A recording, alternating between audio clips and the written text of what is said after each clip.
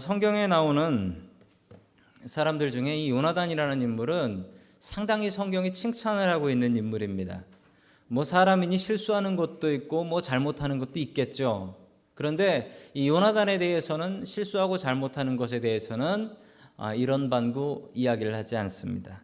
대단한 믿음을 가진 사람이었습니다. 그는 왕자로 태어났지만, 사울의 첫 번째 아들 장남으로 태어났지만 그는 왕이 될 것을 바라지 아니하고, 그리고 그는 하나님의 뜻대로 다윗에게 자신의 왕자를 내놓을 수 있었던 사람이었습니다. 어쩌면 이렇게 근사하고 대단한 믿음을 갖고 살 수 있을까요? 오늘 요나단의 믿음을 하나하나 살펴보시면서 여러분도 요나단의 믿음 갖고 살 수 있기를 주님의 이름으로 간절히 축원합니다. 아멘. 첫 번째, 요나단의 믿음은 도전하는 믿음이었습니다. 여러분, 우리 도전하는 믿음을 가져야겠습니다. 요나단은 항상 도전을 해요. 그래서 그런지 여러분이 요나단이라는 이름이 참 많습니다. 저희 교회 유스그룹에도 요나단이라는 이름이 있죠. 그런데 사람 말고 갈매기 이름 중에도 요나단이 있습니다. 알고 계십니까? 높이 나는 갈매기가 멀리 본다라고 했던 갈매기도 요나단이었습니다. 도전하는 믿음이에요. 여러분, 오늘 보면 이스라엘이 꾸준히 싸웠던 적 하나가 나오는데 이 블레셋이라는 적이었습니다. 이 블레셋은 이스라엘 역사에 꾸준히 나오죠. 꾸준히 나오는 적들이고, 심지어 이 블레셋은 지금도 팔레스타인이라는 이름으로 피에로라고 하죠. 피에로, 팔레스타인이라는 이름으로 이어져서 그들의 정확한 후손은 아니에요. 민족의 후손은 아니지만 그들의 지역과 그들의 이름을 본딴 것은 분명합니다. 자, 팔레스타인이라는 이름을 가지고 살고 있죠. 화면에 보시면 피에로 그 로고가 있는데 거기에도 보면 팔레스타인이라는 말이 들어가 있습니다. 여러분, 한글로는 저 블레셋이라고 썼죠. 그런데 저게 영어 성경에는 필리스틴이라고 되어 있고요. 그게 지금은 저 지역의 팔레스타인이라는 이름으로, 저게 바로 그 이름에서 온 것입니다. 자, 계속해서 싸움이 있었는데 이 이스라엘과 블레셋은 원래부터 상대가 좀 되지 않는 싸움이었습니다. 자, 이스라엘이 가지고 있었던 약점들이 있었습니다. 첫 번째 약점은 무기가 열쇠였어요. 무기가. 요즘도 그렇지만 새로운 무기가 나오면 그 새로운 무기를 가진 사람들이 세상을 정복하고 세상을 지배합니다. 말을 타고 다녔던 사람들이 세상을 지배했을 때가 있었고, 탱크를 만들어서 탱크가 돌아다녔을 때 탱크로 세상을 지배한 사람들도 있었고, 지금은 뭐 누가 뭐래도 미국이 세상에서 가장 무기를 잘 만드는 나라인데, 드론이요? 드론? 무인 비행기, 무인 정찰기로 요즘은 전쟁을 하는 뭐 기가 막힌 세상이 되어버렸습니다. 새로운 무기가 나오면 그 새로운 무기로 세상이 정복당합니다. 뭐 그것은 당연한 일이었습니다. 자, 이 블레셋이 사용했던 무기는 철기였습니다. 철기, 쇠로 된 무기를 사용했고, 그런데 반면에 이스라엘은 청동기를 사용을 했습니다. 그런데 성경에 그렇게 청동기를 많이 사용했다라는 기록도 나오지 않습니다. 주로 돌이나 몽둥이 뭐 이런 것을 사용했다라는 기록들이 나오죠. 자, 이 블레셋이라는 민족은 해양 민족, 바다에서 사는 배 타는 민족이었는데 원래 에게해 쪽에서 살고 있었답니다. 그런데 이 사람들의 특징은 그 그리스 사람들이었어요. 지금 정확히 얘기하자면 그리스에 살고 있었던 사람들인데 그 사람들이 배를 타고 이 가나안 땅까지 내려온 것입니다. 그런데 그들은 철기로 무장을 하고 있었기 때문에 그 주변에 있었던 민족들이 감히 상대할 수 없었습니다. 그리고 키가 컸고 힘이 셌기 때문에 이 사람들을 감히 상대할 만한 민족들이 주변에는 없었던 것이죠. 자, 계속해서 그 모습이 우리 사무엘상 13장 19절에 나옵니다. 같이 읽습니다. 시작. 당시 이스라엘 땅에는 대장장이가 한 명도 없었다. 히브리 사람이 칼이나 창을 만드는 것을 블레셋 사람들이 허용하지 않았기 때문이다. 아멘. 자, 이 가나안 땅에 이스라엘 사람들에게는 이 대장간이 하나도 없었다는 거죠. 그 이유는 뭐 이스라엘 사람들이 게을러서 그랬던 것은 아니고, 이스라엘 사람들이 이런 일을 하지 못하도록 블레셋 사람들이 기술을 가지고 그 기술이 이스라엘 사람들한테 가지 않도록 막았다라는 얘기입니다. 여러분, 지금도 그렇습니다. 제가 한국에 있었을 때 공군에서 근무를 했었는데, 이 공군에서 근무할 때 뭐 비행기가 무조건 다 미국 비행기죠. 정비하는 친구들이 정비를 하는데 가서 보니까 정비하는 게 이제 다른 정비가 아니고 고장난 파트가 있으면 그 파트를 통째로 카트리지째 빼가지고 새 카트리지로 갈아 끼는 거예요. 나사 하나가 고장나도요, 그 카트리지를 못 열어봐요. 왜 못 여는 줄 아세요? 거기에 실이 돼 있어요. 미군들이 다 실을 해놔서 절대로 열어보지 못해요. 열어보고 따라서 만들까봐 절대로 못 따라보게 다 중요 부품에는 파트에다 다 실을 해놨어요. 자, 블레셋 사람들도 이스라엘 사람들이 이 철기 제조 기술을 못 가져가게 하려고 절대로 그 기술을 안 알려줬다라는 얘기입니다. 자, 그래서 어떤 일들이 있었냐면 13장 22절 같이 봅니다. 시작. 그래서 전쟁이 일어났을 때 사울과 요나단을 따라 나선 모든 군인의 손에는 칼이나 창이 없었다. 오직 사울과 그 아들 요나단의 손에만 그런 무기가 있었다. 아멘. 사울과 요나단만 쇠로 된 무기를 사용할 수 있었고, 그 외에는 돌 들고 나가고 몽둥이 들고 나가고 이렇게 나가서 싸웠다라는 겁니다. 여러분, 이런 보잘것없는 무기로 어떻게 이 전쟁을 이길 수가 있겠습니까? 게다가 두 번째 불리한 점은 군인 수가 열세였습니다. 이스라엘은 600명, 반대로 블레셋은 최소한 36,000명. 정확한 숫자가 나오지 않아요. 그런데 나온 전차 부대, 마병의 숫자만 36,000명이었대요. 그러면 진짜 군인들은 훨씬 더 많았다라는 얘기죠. 여러분, 무기가 좋고 사람 많으면 그 전쟁은 하나만 하죠. 하나만 블레셋이 이기는 겁니다. 자, 그 모습이 사무엘상 13장 8절에 잘 나타나 있습니다.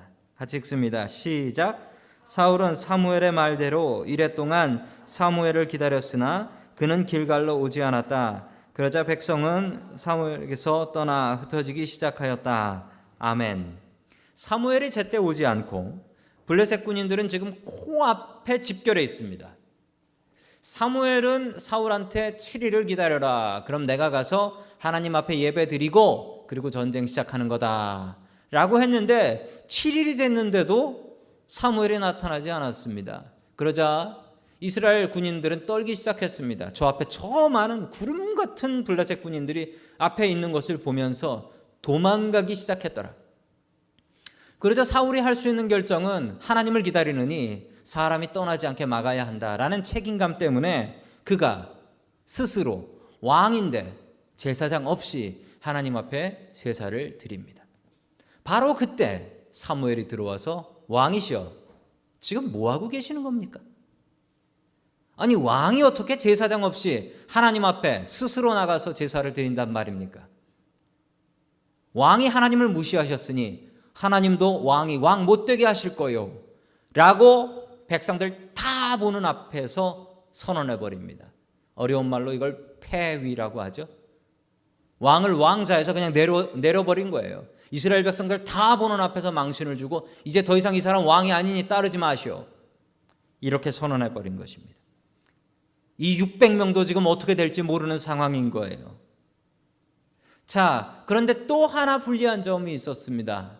불리한 위치가 있었어요. 위치가 불리했어요. 여러분, 전쟁을 할 때는 좋은 위치를 차지하는 것이 참 중요한 일입니다.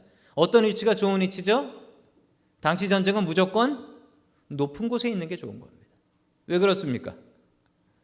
높은 곳에서 있으면요, 여러분, 밑에서 돌을 던져요. 그럼 높으면 안 올라가죠. 그리고 올라가 봐야 힘 다 빠진 거. 이거 뭐 했을 겁니까? 그런데 여러분, 높은 데서 돌 던져요. 어떻게 됩니까? 내려가면서 더 빨라져요. 밑에서 화살을 쏴요. 가다 힘 다 빠져서 올라가지도 못합니다. 위에서 화살을 쏴요. 어떻게 됩니까? 내려가면서 계속 액셀러레이션, 중력 가속도 붙어서 큰일 나죠. 여러분, 그래서 전쟁은 위에 높은데, 이스라엘은 가보면요, 도시들이 다 산동네에 있어요. 산동네. 처음엔 보고 놀랐어요. 여긴 다 달동네구나. 하도 전쟁이 많아서 그래요. 전쟁 나면 위에 있어야지 밑에 있으면 끝나는 거거든요. 자, 우리 계속해서 사무엘상 14장 4절의 말씀 같이 봅니다. 시작. 요나단이 블레셋 군대 전처 부대로 들어가려면 꼭 지나가야 하는 길목이 있었는데 거기에는 양쪽으로 험한 바위가 있었다. 한쪽 바위의 이름은 보세스이고 다른 한쪽 바위의 이름은 세네이다. 아멘. 블레셋이 있는 곳에 험한 바위가 있었다라고 이야기를 합니다. 그 바위 절벽을 기어 올라가야지 거기에 블레셋 군인들을 만날 수 있습니다. 여러분, 여기를 기어 올라가는 동안 블레셋은 가만히 있겠습니까? 그리고 그렇게 힘 빼고 올라가면 블레셋 군인들하고 전투하면 이길 수 있겠습니까? 여러분, 유리한 게 하나도 없습니다. 지도를 한번 보시기 바랍니다. 지도를 보시면 저기 믹마스하고 게바가 화면에 잘 표시가 되어 있습니다. 자세히 보시면 믹마스와 게바는 고도 차이가 꽤 있습니다. 고도 차이가 꽤 있어요. 즉 믹마스가 훨씬 더 언덕이고 위쪽입니다. 게바는 훨씬 밑에 쪽이죠.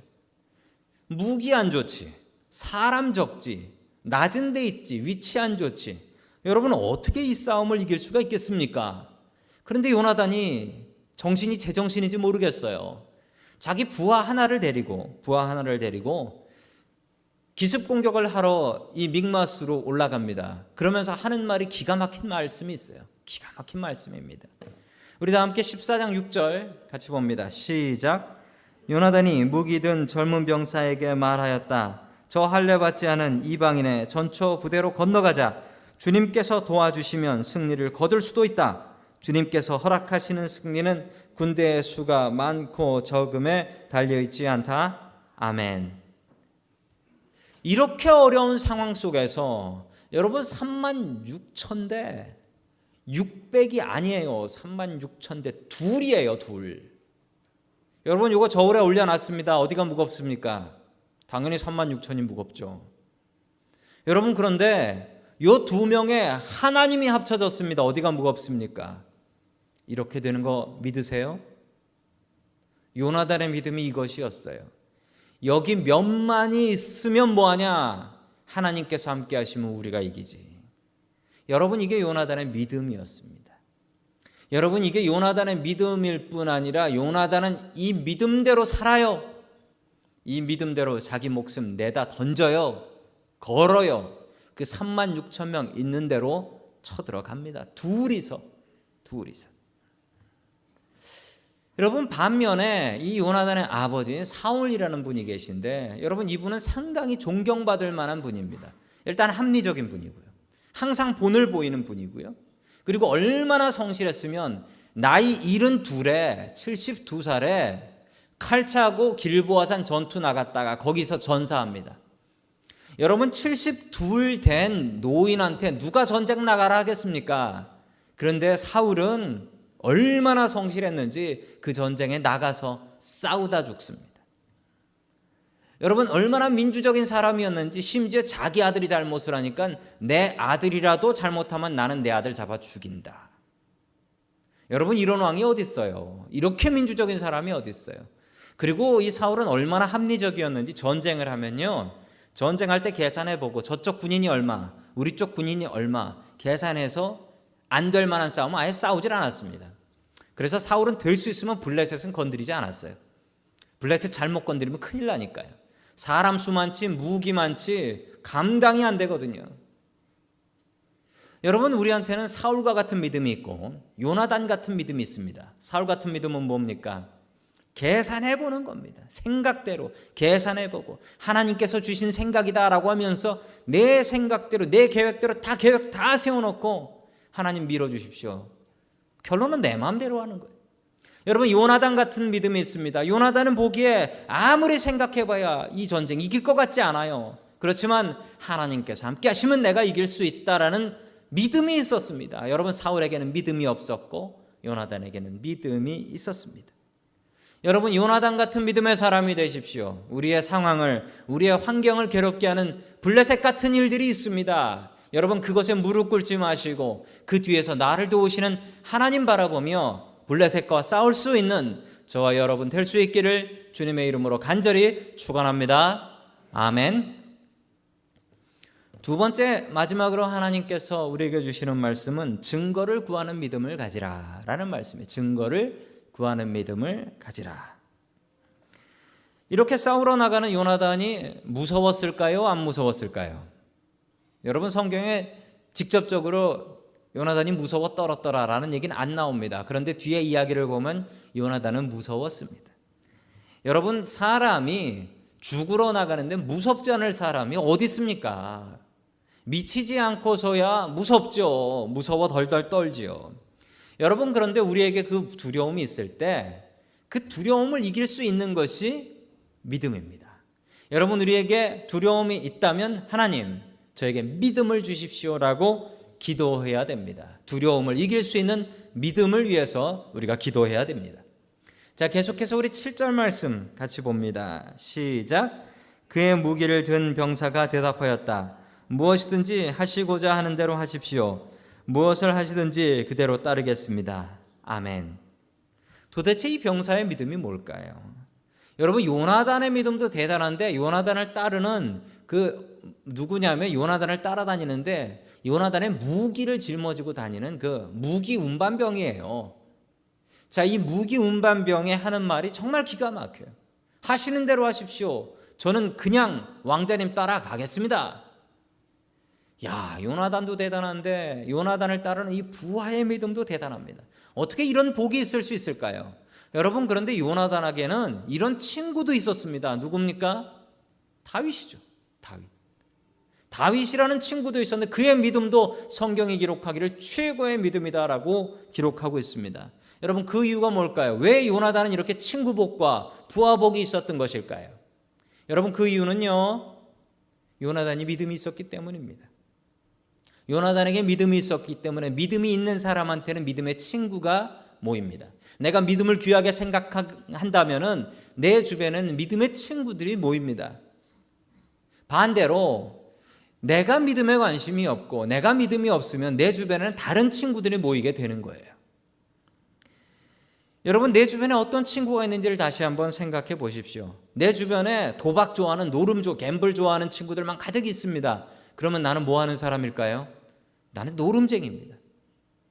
내 주변에 운동 좋아하는 사람만 수북하게 있어요. 그러면 나는 뭐 하는 사람입니까?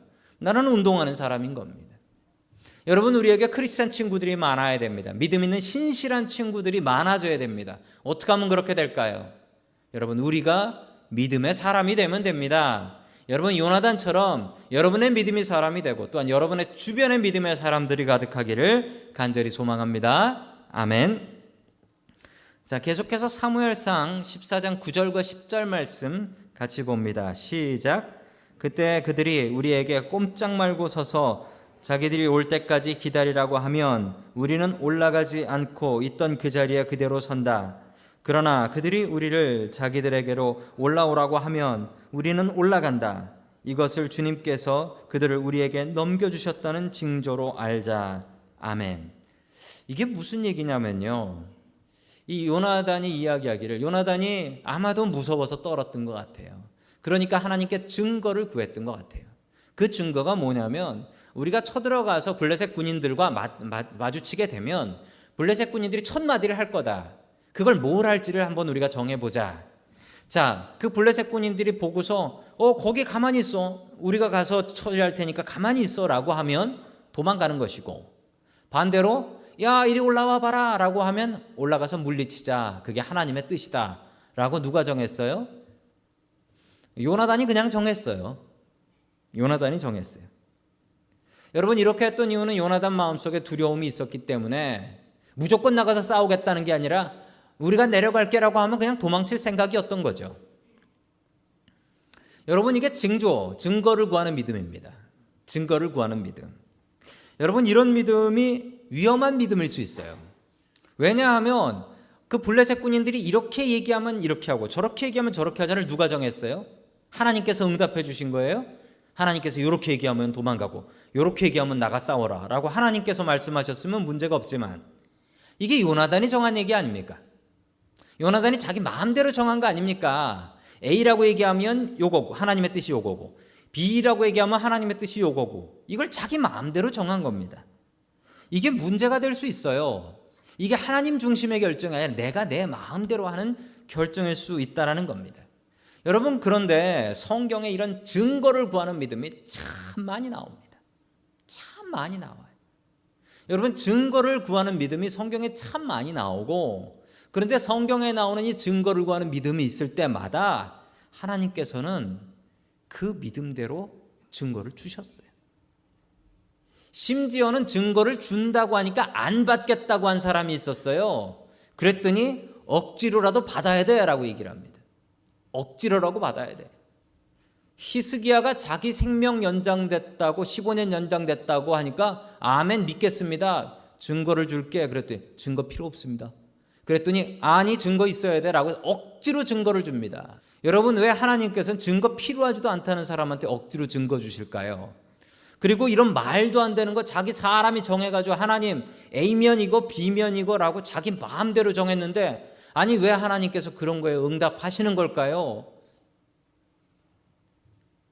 여러분 이게 위험한 믿음일 수 있습니다. 어떤 분은 그런데요. 오늘의 운세가 어떨까? 나는 교회 다니니까 신문에 있는 오늘의 운세 볼 것이 아니고 성경을 딱 펴서 오늘 어떤 말씀이 나오나 그 말씀을 보고 나는 그렇게는 안 산다. 그래서 나는 큐티책을 편다. 이제 큐티책을 펴고 큐티책에 나온 말씀 보면서 야 오늘은 누가 죽었으니 나는 길에서 조심해야겠구나. 여러분 그 큐티책으로 큐티하는 사람이 도대체 몇십만 명인데요. 유다가 목매달아 죽었다 그러면 오늘 목매달아 조심해야겠네. 생각해야 되면 여러분 한국의 크리스찬들 다 목매달아 죽는 거 조심해야 됩니까?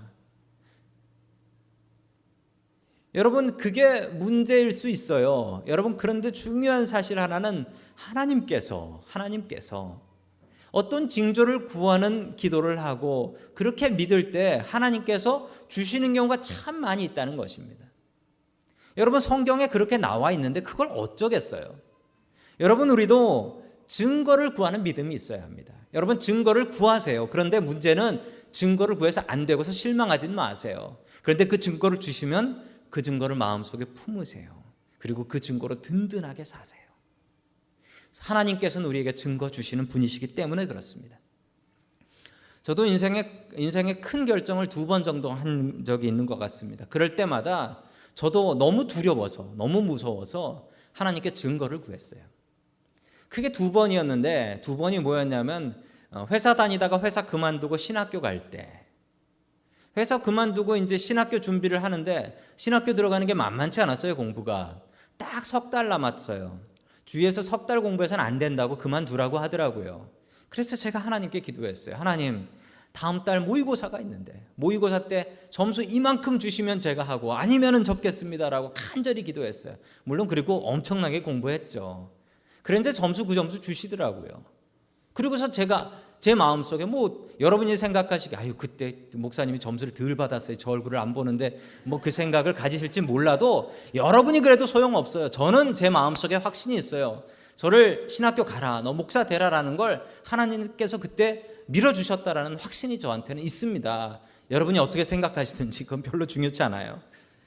제가 미국 올 때 또 똑같은 마음이었어요. 제가 가진 것도 있지 않고 미국 가서 공부하려면 내가 미국 가야 되나 그 고민을 하면서 이 영어 시험을 쳐야 되는 토플 시험을 치잖아요. 근데 토플 시험을 치는데 점수가 안 나오더라고요. 그래서 또 기도했습니다. 하나님 제가 미국 가는 걸 원하시면 이번 시험에 입학할 수 있을 만큼 이 점수를 주세요. 아니면 저 접겠습니다. 주시더라고요. 또 아까 그 표정이세요. 그때 점수가 안 나왔어야지 저 얼굴을 안 보는데. 여러분이 그렇게 생각하시든지 말든지 저는 제 마음속에 그때 하나님께서 나를 미국으로 보내주셨다라는 확신이 있어요. 저는 다른 건 몰라도 저는 그 일들을 통해서 확신과 믿음 있게 신학교 갔고 그리고 미국 왔습니다. 이게 실수라고 저는 생각지 않아요. 그때 하나님께서 나 밀어주셨으니까. 내가 증거 달라고 기도했을 때 하나님께서 증거 주셨으니까. 정말 나쁜 건 뭔지 아세요? 증거 필요 없어요. 그러고서 안 믿는 거예요. 증거 필요 없어요 라고 안 믿는. 한국 사람들이 이런 경향들이 많아요. 한국 사람들이요 영어를 잘 못하는 이유 중에 가장 큰 이유는 아는 척이에요. 미국 사람이 막 얘기하면 여러분 미국 살면서 느는 게 영어입니까? 이런 말이 있어요. 미국 살면서 느는 건 영어가 아니고 배짱이다라는 얘기가 있어요. 배짱과 눈치가 늘고 그리고 이제 상황을 보는 눈이 늘고 그리고 영어는 안 느는데 한국말은 자꾸 이상하게 줄어드는 묘한 현상들을 여러분 아실 거예요. 한국 사람들이 영어 못하는 이유가 미국 사람들이 이렇게 얘기하면 really? 그러면서 알아듣는 척 다 얘기해요. 그런데 끝내보면 친구는 다 떨어져요. 왜 그렇죠? 예스라고 하면 안 될 때 예스를 하는 거죠. 예를 들어서 Would you mind open the door please? Yes! 그래 버리는 거죠. 무슨 말인지 모르시나 봐요. 그때 예스 하면 절대 못 해준다는 얘기잖아요. 여러분 중요한 건 모르면 무슨 얘기 하셨어요? 라고 다시 물어봐야죠. 모르면 물어봐야 돼요. 선생님이 제일 화나는 학생이 뭔 줄 아세요? 아는 척하고 가만히 모르는 거 있으면 질문하라고 다 아는 척하고 다 알아요 라고 여기 시험 쳐보면 다 틀려와. 경험 있으세요?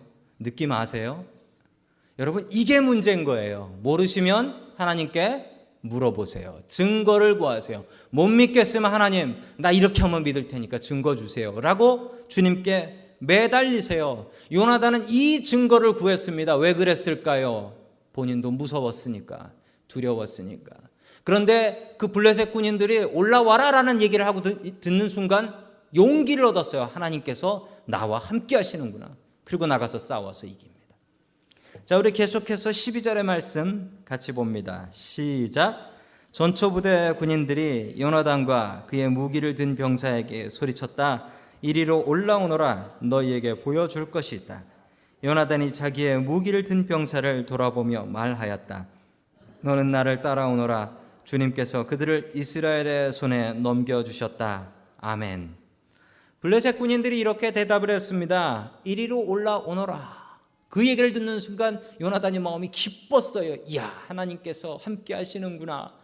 어떻게 저 얘기를 저렇게 똑같이 얘기를 하지? 그런데 덤으로 더한 얘기가 있어요. 뭐죠? 우리에게로 이리로 올라오너라. 너희에게 보여줄 것이 있다. 너희에게 보여줄 것이 있다. 이게 뭐냐면요, 여러분 영어 성경으로 보셔야 이건 더 느낌이 와요. 영어 성경에 뭐라고 나오냐면 Come up to us and we will teach you a lesson. 무슨 얘기입니까? 올라와 봐. 우리가 한 수 가르쳐 줄게. 이 못난 이스라엘 사람들아, 니들이 이런 걸 알아? 무시하는 거예요. 민족적인 무시예요. 여러분 이게 요나단의 가슴을 더 끓게 했습니다.